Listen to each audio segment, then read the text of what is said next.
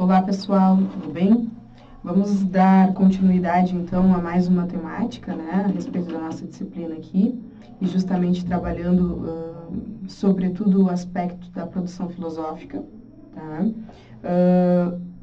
Na última videoaula, né, vocês puderam perceber, né, que o enfoque da videoaula da professora Monique era o tratamento acerca da resenha, né, de um modelo de resenha, do que ela se trata.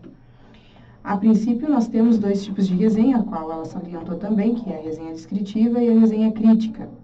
A filosofia, ela trabalha fundamentalmente com o aspecto da resenha crítica, né, onde vai se propor, né, uma determinada temática, o texto, o tema que vocês estão lendo, o autor que vocês estão lendo, mas quando vocês forem deixar registrado, já que o fichamento é um tipo, a resenha é um tipo também de registro, né, do escrito de vocês, vocês deverão fazer isso, né, a maneira mais adequada seria que fizesse de forma crítica, de forma a considerar as principais problemáticas e as principais tentativas de soluções, as refutações que os principais autores ali estão trabalhando, né, e as teses contrárias às quais eles estão estabelecendo. Bom, ela menciona lá também a importância, né, do fichamento que a gente falou anteriormente, da resenha, até mesmo pela gama de textos, livros, né, que a gente lê, é uma possibilidade daquele nosso escrito ficar guardado para daqui a pouco, né, poder ser utilizado num artigo, num projeto, num trabalho de uma disciplina, né? Algo que você já leu e não precisa retomar toda a leitura de um livro, por exemplo, está lá a resenha estabelecida, né? Os principais pontos, né, do que você leu e do que você compreendeu criticamente em relação àquilo. E o ponto aqui hoje é justamente esse, né? Nós trabalharmos alguns textos, né, do ponto de vista crítico, do ponto de vista de desenvolver uma escrita crítica, tá? Então, até então, eu disponibilizei para vocês, né, alguns textos sobre Aristóteles, e aí eu penso em dar continuidade, né, embora a gente vá tratar também de assuntos e de autores da modernidade, da contemporaneidade, mas seguir uma linha de raciocínio que esteja basicamente dentro da parte da filosofia prática, tá? Então, hoje, propriamente, eu trouxe um texto comentado, né, textos fundamentais de filosofia e comentados, que estava naquele livro que eu comentei com vocês, do Laurence Bonjour e Ian Becker, Filosofia e Textos Fundamentais Comentados, né, da Arte Média. E esse texto se encontra na página 493, que é da autora, da Rosalinda Hirschhausen, né, que trabalha a concepção nesse texto, né, de uma ética das virtudes e uma posição neo-aristotélica, né, tentando corroborar algumas ideias, né, da ética aristotélica com outros tipos de ética ou até mesmo temas fundamentais e temas atuais, né, da contemporaneidade. Por exemplo, ao final desse texto aqui, ela aborda também, sob o viés de uma ética das virtudes, o tema sobre o aborto. Tá? Hoje não vai ser possível a gente adentrar nisso, né, até por causa da questão de tempo. Mas o objetivo aqui é justamente que a gente possa perceber, né, de que modo a gente pode trabalhar a sistemática de um autor da filosofia e a sistemática do texto desse autor. Pois bem, na aula anterior, em que a gente tratou especificamente, né, da questão de produção textual, e ao qual a gente se utilizou do texto do Marco Zíngano, depois eu deixei disponível também um artigo do professor João Robos, aqui da casa, né, sobre mediedade. Então, ali a gente tem, no primeiro momento, né, na tradução do Marco Zíngano, a gente tinha a tradução do livro 1, capítulo 13, ao qual vocês fizeram um resumo, né, o modelo eu disponibilizei, e E a gente deu sequência, né? Por exemplo, tem termos importantes ali, depois a gente trabalhou a própria definição de virtude moral, que nela subjaz uma série de conceitos, né, e definições que cada um possui o seu papel, uma estrutura específica, mas que não deixam de estar intrinsecamente relacionados. Como, por exemplo, disposição, mediedade, razão, a prudência como a virtude em excelência, né? Aqui ela vai usar a tradução de sabedoria prática, né? E todos esses conceitos que são importantes que vão sendo destrinchados ao longo de toda a obra ética nicomaqueia. Pois bem, nessa situação, nesse texto que ela acaba comentando, ela divide esse texto em 4 partes. A primeira parte, ela vai falar de uma ética normativa da virtude. Depois eu irei disponibilizar esse texto junto dessa videoaula, para que vocês possam, então, fazer um comparativo e perceber. Aí eu gostaria muito que vocês conseguissem relacionar essas ideias comentadas pela autora com aquilo que a gente viu fundamentalmente no texto clássico de Aristóteles, né? E de que maneira isso vai ser discutido e pensado nos dias atuais, até porque a proposta dela é justamente essa, né? De um neo-aristotelismo, tá? Pois bem, nessa parte em que ela fala de uma ética de uma ética normativa da virtude, a própria questão, né, e a partir de agora, então, a gente acaba elencando algumas questões importantes aqui, que fazem parte do quê? Justamente dessa criticidade que a filosofia exige, né, e desse conteúdo que a produção filosófica também exige. Então, a gente está estabelecendo, só é possível essa discussão aqui, essa amplitude, esse leque de problemas e tentativas de soluções e refutações com outras teorias, contrastes com outras teorias, justamente porque a gente tem primeiramente o amparo, a base substancial, que é o texto de Aristóteles, né? Isso é bem importante. E aqui eu abro mais um parênteses para alertá-los, né, de que os textos que vocês terão que desenvolver ao longo da nossa disciplina, como a proposta, né, do resumo expandido como forma de processo avaliativo da nossa disciplina, é importante que o conteúdo seja filosófico. E para que isso ocorra, a base fundamental está no autor e no tema que vocês desejam estudar, né? A gente não vai começar Aristóteles pelos comentadores, a gente vai iniciar Aristóteles pelas obras dele, né? Pelas obras, e depois, consequentemente, ou concomitantemente, a gente pode fazer a abordagem dos comentadores para comparar, para tornar a leitura mais acessível. Mas para a gente evitar ao máximo os vícios, né, de linguagem filosófica, ou erros até mesmo em relação àquilo que o autor pretendia realmente, né, o que se propõe, o primeiro passo do estudo é justamente levar em consideração as obras do autor mesmo. Então, dadas essas características, né, que a gente viu fundamentalmente, né, da obra de Aristóteles que eu recomendei a vocês, da Ética Nicomaqueia, a gente tem algumas possibilidades e aqui a autora vai elencar esses motivos. Então, eles são 4, ela inicia pelo primeiro, né, que é justamente o que é uma ética das virtudes, né? O próprio termo ele já está demonstrando, que diz respeito àqueles atos, aquelas ações virtuosas que levam ou que desejam, né, o alcance de um caráter excelente, de um caráter bom. E com base nisso eu tenho, então, a necessidade de evidência desses atos, né, realizados pelo sujeito. Bem, nesse sentido, então, há uma crítica, sobretudo por parte de outras éticas, e aqui ela toma 2 principais, que é a deontológica, a do dever ser, né, que tem como principal precursor o Kant, né, na modernidade, e o utilitarismo, né, que vai falar da perspectiva de consequências da ação humana, né, e na perspectiva de utilidade, e de um bem para o maior número de pessoas, enfim, uma série de princípios utilitaristas, que, sobretudo, se desenvolveu, né, na contemporaneidade.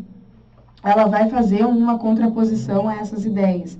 De que maneira será que se pode mencionar, defender que a ética das virtudes em Aristóteles é uma ética normativa? Qual o fundamento, qual a conceituação que está por trás deste termo? O que significa normatividade? Né? Então, ela começa com um problema, né? E aqui a gente já vê mais ou menos a estrutura do que a gente pretende, do que a filosofia pretende, que é se há diferença entre dizer o que se deve fazer, né? A ação correta, a forma correta de agir, e o caráter bom. Tá? Bem, ela vai comentar, né, que há uma crítica, então, desses contemporâneos em relação a Aristóteles, de que a ética aristotélica, ela estaria pautada, então, uma objeção padrão, né, contra a ética das virtudes, no sentido de que ela vai dizer, querer mencionar o que seja a ação correta, né, e não o modo como deveria ser essa ação. Isso é importante, a gente já elenca alguns motivos, alguns pontos importantes, que a própria ética, e há comentadores que se desdobram para escrever sobre isso, que a ética, sobretudo a ética das virtudes, o âmbito da ética, né, é um âmbito de inexatidão. Há problema nisso? Não necessariamente. Por quê? Porque quando eu lido com ações humanas, e ainda mais dentro de uma perspectiva particularista, que é a ética das virtudes, eu não posso dizer, não posso afirmar, seria até um tanto contraditório, dizer que é um âmbito de exatidão que nós estamos lidando, né? Então, ele é inexato. Por quê? Porque leva em consideração as individualidades humanas. Não que não exista uma sistemática e não exista uma certa forma, né, organizada de se pensar questões morais e questões éticas, mas que, levando em considerações esses padrões da ética das virtudes, cada indivíduo poderá ter, dentro das suas particularidades, dentro da concepção daquilo que entende das consequências e circunstâncias das ações, que requer a deliberação e o pesar razões, um modo peculiar de fazer o processo de deliberação, né? E a escolha sendo, então, a prática, né, final, que deve vir depois de todo esse processo árduo, né, e demorado, que se dá conforme experiências, percepções, educação moral, né, leva em consideração esses aspectos para que o resultado realmente seja efetivo do ponto de vista moral. Então, não é um relativismo ingênuo aqui, né? É só uma posição particularista do ponto de vista da ética. Então, o problema é esse, né?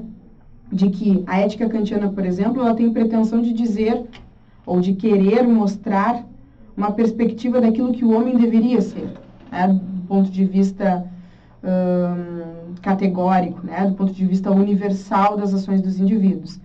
E aí, isso seria uma ética normativa, que diz o que o homem deve fazer. E que a ética aristotélica não teria essa pretensão ou não teria conseguido o alcance disso, né? Ela vai querer defender justamente o contrário, dizer que precisamos compreender que até essas conceituações que Aristóteles faz, do que seja prudência, do que seja virtude moral, a relação que as duas possuem, né? Que os dois tipos de virtudes intelectuais e morais possuem, é um fator, né, de querer mostrar também que quando o sujeito for agir, ele vai levar em consideração esses motivos, né? Ele vai levar em consideração essa abordagem, essa sistemática da ética aristotélica. Tá? E aí, né, é justamente a objeção que ela quer dizer que talvez seja apressada por parte de alguns autores, que é a ética da virtude, ela diz, né? Porque não diz o que devemos fazer. Assim, ela não pode ser uma rival à deontologia e ao utilitarismo. Até porque desconsideram, né, a ética das virtudes como sendo uma possibilidade daquilo que deve se fazer. Né?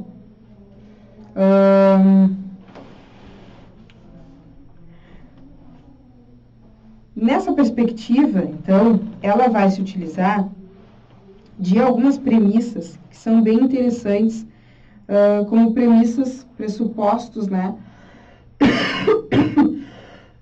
daquilo que ela pretende defender. Então, o que ela pretende aqui? Tanto no viés de raciocínio utilitarista, deontológico ou aristotélico, particularista, dentro de uma ética das virtudes, a gente pode descaracterizar, desconstruir, né, a questão do papel que possui esses tipos de ética, tá? Então, ela menciona aqui, suponha que um utilitarista de ato apresente a sua concepção de ação correta da seguinte maneira. Uma ação é correta se e somente se ela promove as melhores das consequências. O que significa isso? Está dando pretensão de se pensar, né, de um pressuposto, né, possível de pensamento para que me ajude nas ações que eu venha desempenhar consequentemente, em seguida. Então, de certa forma, não deixa de ser o que a ética das virtudes também pretende, né, se a gente levar em consideração já as definições que a gente trabalhou aqui. Ele continua, as melhores consequências são aquelas nas quais a felicidade é maximizada, né? O que foge o elo utilitarista familiar entre os conceitos de melhores consequências e felicidade. Então, pressupõe, quando uma tese utilitarista menciona essa defesa, qual é a pergunta que nós devemos nos fazer? Né? Se ele está dizendo as melhores consequências, né, são aquelas nas quais a felicidade é maximizada, qual é a pergunta que a gente faz? Tá, mas qual felicidade? E de que modo essa felicidade pode ser maximizada? Né? A mesma coisa é que essa segunda premissa está tentando responder a primeira. Uma ação é correta se e somente se ela promove a melhor das consequências. Bom, se eu digo isso para vocês, o que deve suscitar? Né? O que deve, em seguida, vir de vocês? Quais consequências? Né? Há uma condição, se e somente se. Né? Uma abreviação padrão que caracteriza bi-implicação, né? Então, ela promove a melhor das consequências. Quais? Aí ele responde, as melhores consequências são aquelas nas quais a felicidade é maximizada. Mas, ok, o que significa essa felicidade maximizada? Né? O que é felicidade para ele? É basicamente a tentativa de construção que o próprio Aristóteles faz. Né?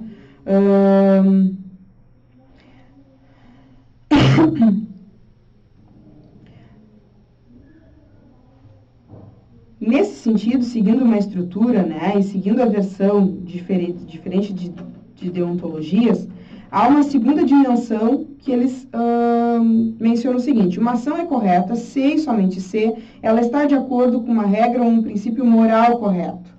Né? Mas uma amostra de um imperativo aqui, né? No sentido de dever ser. Mas, ok, isso necessariamente retira a possibilidade de, na hora de nós pensarmos em algumas situações morais, ter que pesar consequências. Até eu lembro de fazer um trabalho no tempo de mestrado, né, em que, por mais que nós entendamos, né, que a ética aristotélica ela é totalmente diferente de uma ética kantiana, por exemplo, universalista, parece que quando eu tenho que analisar, sobretudo do ponto de vista moral em Kant, né, numa ação por dever, parece que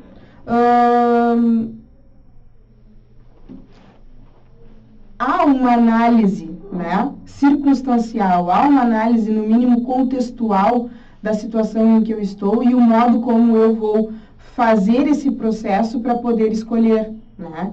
E isso se contradiz, os kantianos mais ferrenhos, mais dogmáticos, vão rejeitar esse tipo de interpretação que eu estou fazendo, né? Justamente porque a ética kantiana ela é uma ética universal.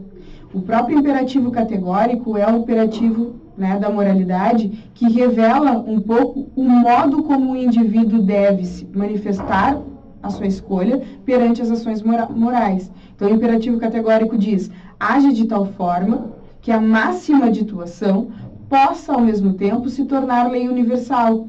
Então, aqui ela também trabalha com alguns exemplos que a gente pode discutir na perspectiva kantiana, né? Que é o mentir, por exemplo. Numa determinada situação, se é considerado que mentir não é o melhor a se fazer, que dado levando em consideração o contexto universal, né, a gente pode se fazer algumas perguntas. Seria relevante e importante para a ética que, a partir de agora, todos pudessem... todos devessem mentir? Se a minha resposta ela é no mínimo negativa, então eu devo suspender o juízo e dizer não devo mentir. E isso deve se tornar, essa máxima, esse meu entendimento, deve se tornar lei universal. Então não devo mentir nunca.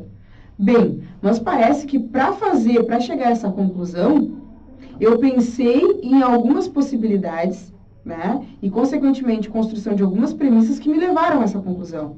Será que esse processo anterior a essa conclusão não é um tipo de contextualização e levar em conta as circunstâncias, né, desse caso? Então, de certa forma, eu também preciso trabalhar esses conceitos e não meramente elencar, né, a ideia de um dever ser, porque é uma crítica também que se faz, às vezes, não querendo entrar em méritos aqui, né?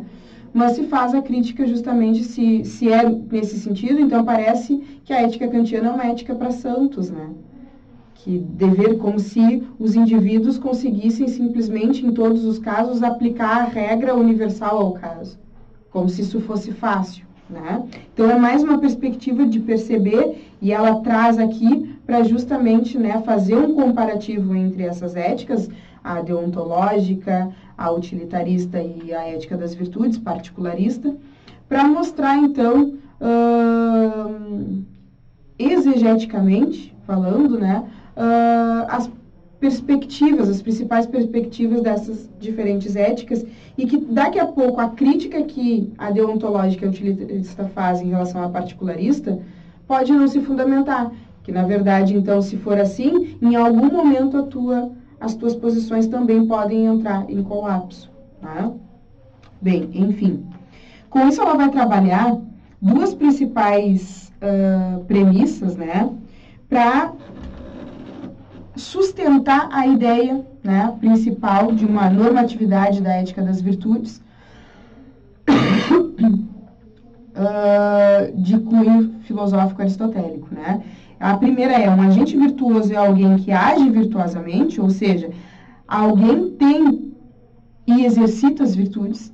Então, vem toda aquela questão do hábito, né, a prática reiterada de ações virtuosas. De certa forma, isso é uma normatividade. É um normativismo que eu estou querendo engendrar aqui, né? De como deveria ser. Embora também ele cite, né, Aristóteles cite, quando vai falar da prudência sendo uma virtude de excelência, ele cita Péricles como sendo o filósofo, né, aquele homem, o prudente, possuindo a virtude em excelência. Então, de certa forma, ele está mostrando, do ponto de vista da realidade, que há possibilidade de indivíduos chegarem a essa excelência de caráter, e está dando um exemplo de uma pessoa, né, que era um agente político, né, que fazia parte, então, das decisões políticas da polis. Tá? E a segunda premissa é: uma virtude é um traço de caráter que, reticências, vai ser sempre complementada com as particularidades dessa ética.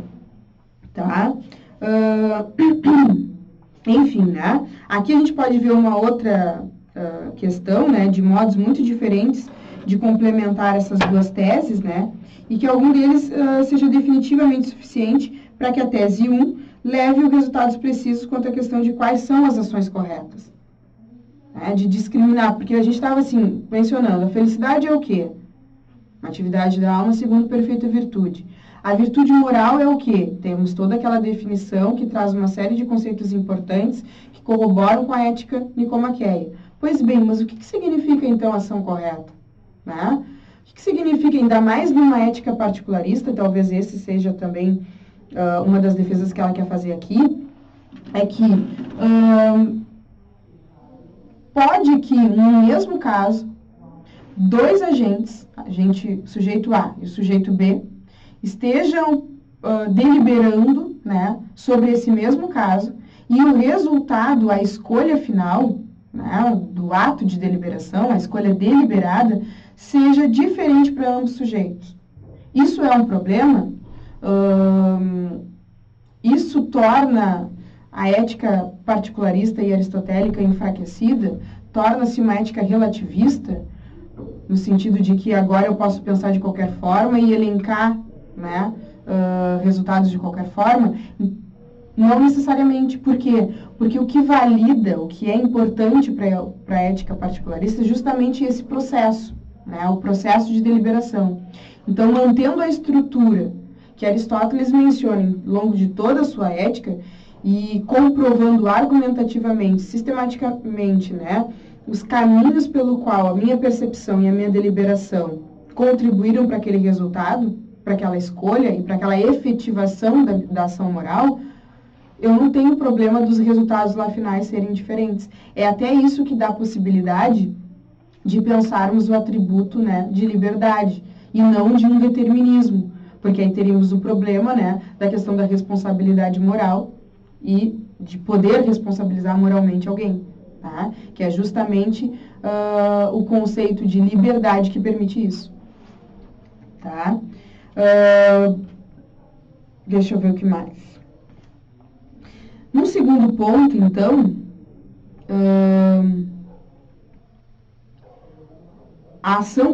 essa questão da ação correta, né, que ela traz, né, é um dos tipos de modo de refutação em relação a essas teorias que acabam, né, também criticando a teoria aristotélica. A ação correta é o que cada ética entende e a tentativa de desconstruir um modelo ético objetivo e exato das coisas que devemos fazer para a aquisição de um excelente de caráter. Então, do ponto de vista da ética, seja ela qual for, não há como a gente ter um grau de exatidão. Não é uma área exata, né? Por quê? Porque nós estamos lidando com ações humanas. E humanos são diferentes, né? Têm as suas particularidades, as suas individualidades. Então, não há essa necessidade de tornar o mais objetivo possível. Porque na hora que tu for fazer a correspondência desses conceitos, né?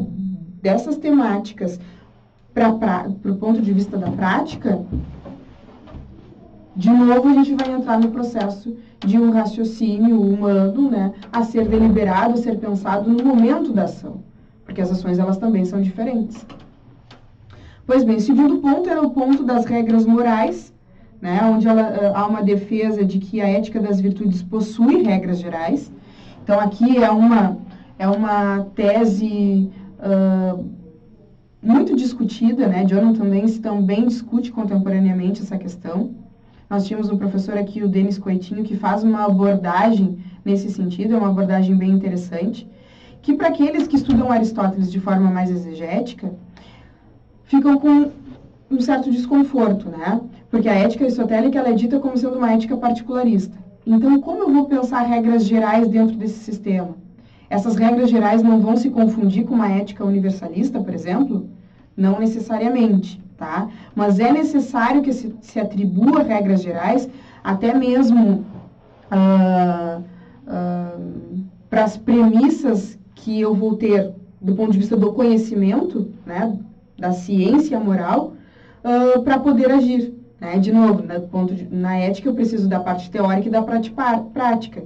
Então, talvez nessa parte teórica, alguns motivos para a ação sejam motivos baseados em regras gerais. E não há, necessariamente, do ponto de vista desses comentadores, da defesa desses comentadores, um problema ou uma contradição nesse sentido. Tá? Então, aqui entra a questão da educação moral, né? A questão das percepções, a questão das experiências do indivíduo, que, de certa forma, são regras gerais necessárias para a construção de um caráter bom daquele indivíduo que se pretende moral. O terceiro ponto que ela trabalha é o ponto do problema dos conflitos, né?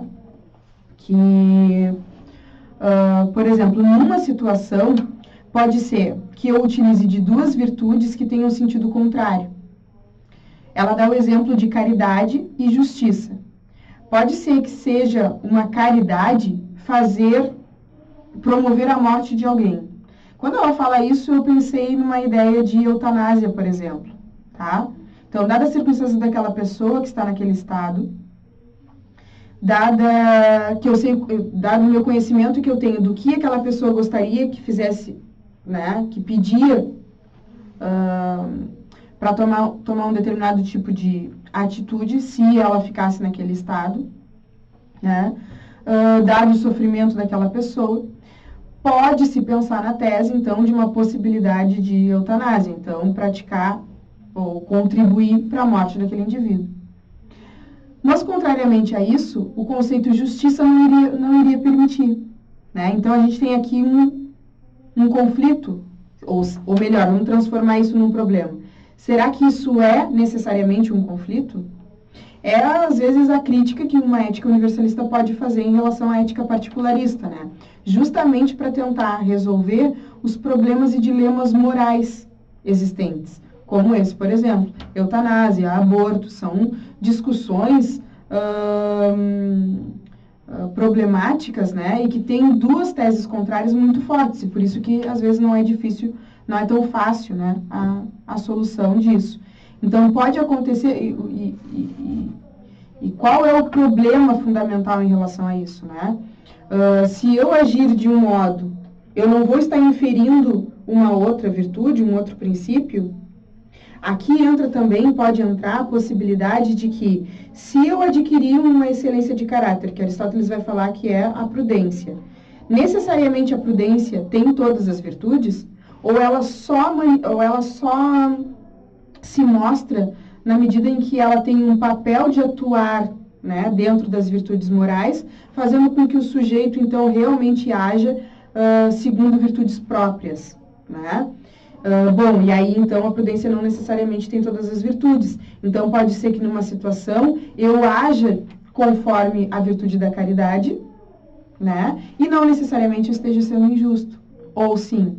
Esse é um problema, né, que pode surgir na análise de alguns dilemas morais. Porque a gente, né, o que acontece? Tem os dilemas morais e a gente vai estabelecer algumas tentativas de soluções para esses dilemas com base nesses tipos de ética. O que uma ética particularista diria? O que uma ética deontológica diria? O que uma ética utilitarista diria?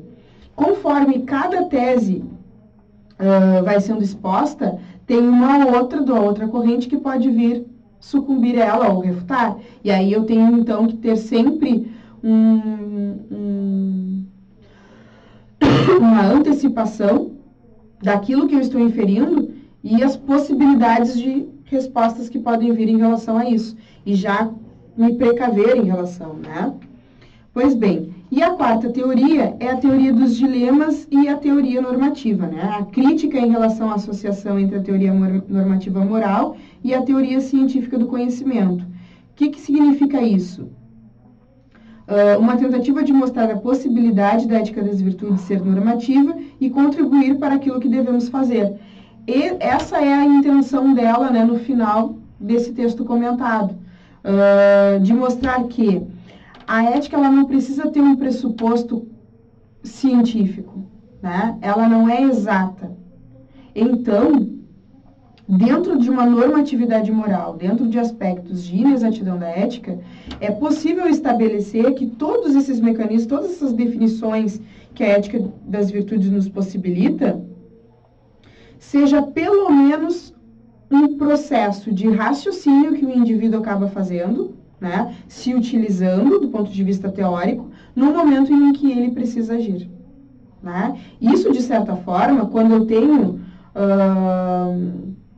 e mais do que poder afirmar um resultado, age de tal forma que essa ação vai ser boa, né, é dar mecanismos e possibilidades para o indivíduo raciocinar naquele momento, né, e, consequentemente, manter ou contribuir, né, para um argumento filosófico, né, que eu possa justificar, usar deste argumento como um modo de justificação para aquilo que eu fiz e afirmar que o que eu fiz, a minha atitude, é uma atitude, então, moral do ponto de vista, né, de uma ética universalista.